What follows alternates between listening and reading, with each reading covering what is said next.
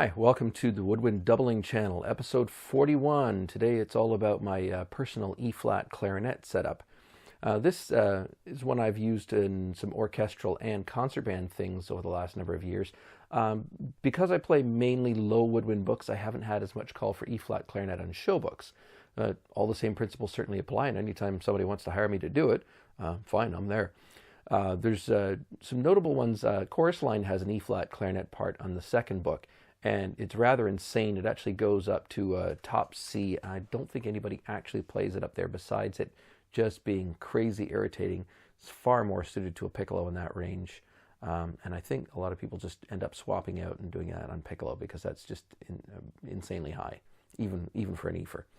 So this particular instrument is a Buffet E11. That's sort of their intermediate model. The reason I play this one, besides the fact it does work very well, responds fine, and I don't want to have, say $4,000 sunk into an instrument that I'm going to play, once in a relative blue moon.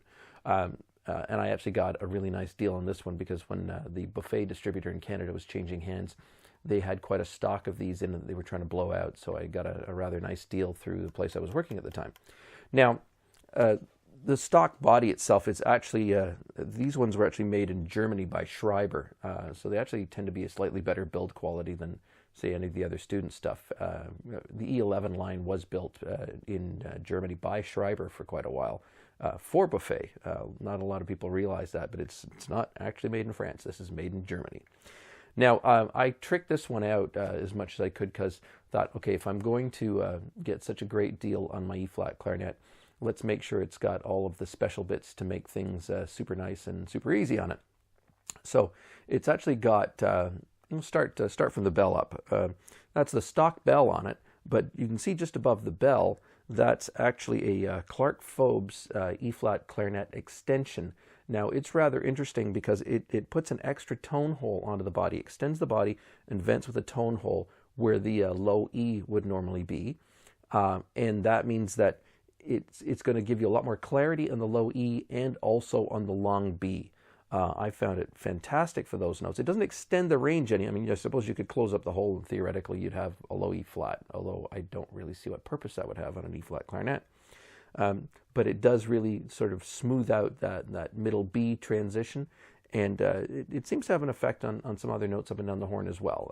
Clark touts it as having improvements in response in a number of areas. Check it out on his website and you can find out more about that. I quite like it. Body is standard silver-plated keys, which is a nice touch on sort of an intermediate level instrument.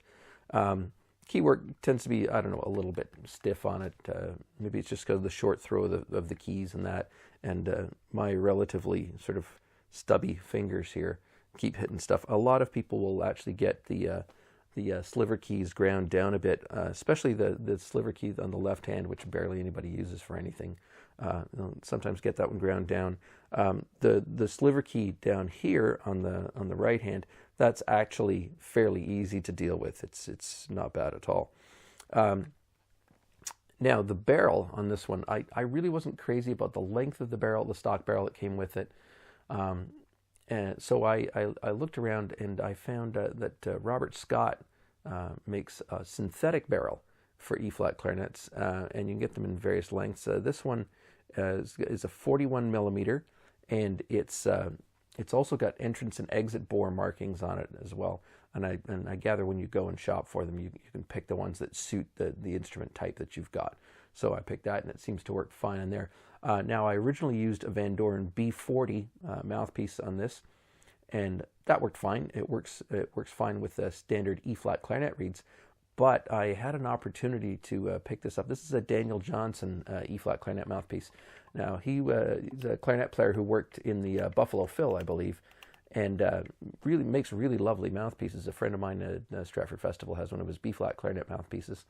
And this one I lucked into. And it's very interesting because the way the facing is done, it's got fairly wide rails on it, which help to damp out some of the really piercing frequencies. And because of the wider rails, it actually takes a B-flat clarinet reed that has been cut down at the butt instead of using an E-flat clarinet reed. It makes a whole bunch of stuff just respond a lot better. It gives you a fatter sound throughout the instrument. So there it is, my E-flat clarinet setup. If you have any questions or comments, please leave them down below. And thanks very much for watching. Please subscribe if you haven't already. Hit the bell as well so that you get notifications about what's coming up next. Thanks for watching. Bye.